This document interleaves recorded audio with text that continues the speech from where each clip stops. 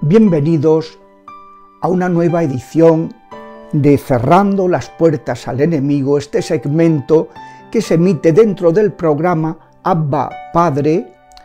El día pasado estuvimos aclarando que no existe contraposición entre la que haya una presencia de una carencia psicológica y que pueda haber una afección espiritual, preternatural, diabólica.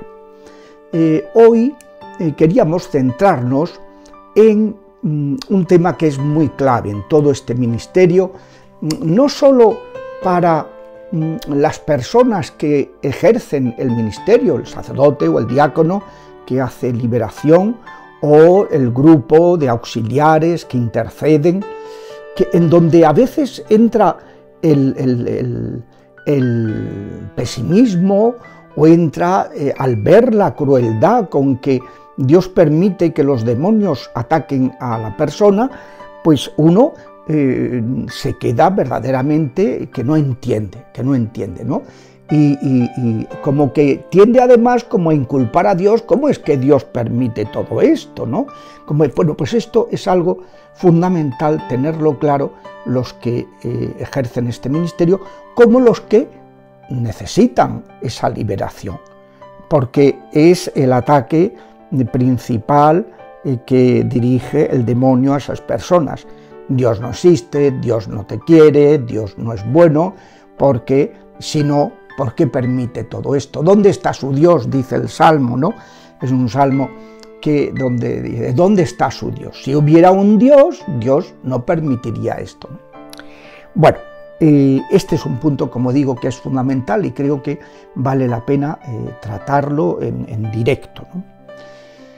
Dios permite estas cosas porque ha creado un mundo de seres libres y tiene dos alternativas: o interrumpir la marcha del mundo, acabar con él, enviar a su hijo para la parusía, o permitir que todavía siga existiendo y que a costa, ¿verdad?, de que haya injusticias y que haya gente que las padezca.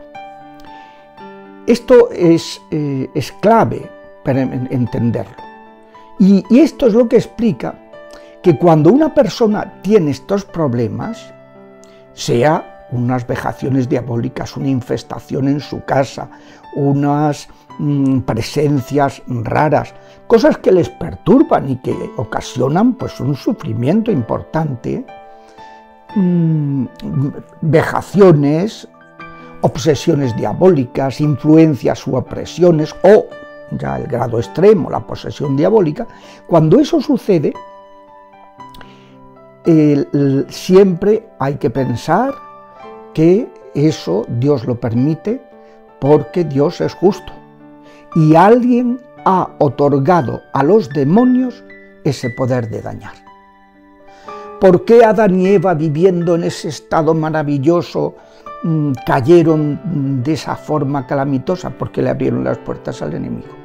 Infringieron ese mandato del Señor, pues no toquéis el tema de la ciencia del bien y del mal, de querer vosotros ser Dios y quererlos que establezcáis lo que es bueno y lo que es malo. No, a vosotros os toca conocer, discernir el bien y el mal, pero no determinarlo, no decir cuál es lo bueno y lo malo, ¿no?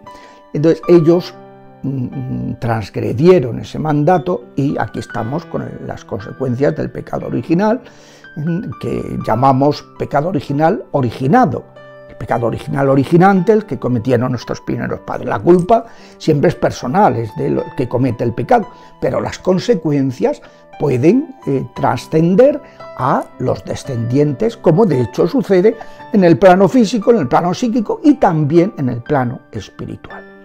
Pues bien, ¿por qué Dios permite estas vejaciones? Porque o bien la persona ha abierto puertas al enemigo con pecados graves, con prácticas ocultistas, contactos con el ocultismo, amuletos, prácticas de espiritismo, prácticas de teosofías orientales, y la persona le ha abierto puertas al enemigo.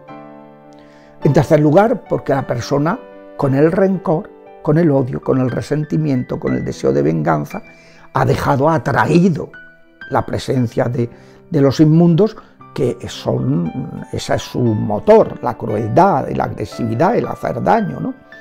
Y esa es una de las causas.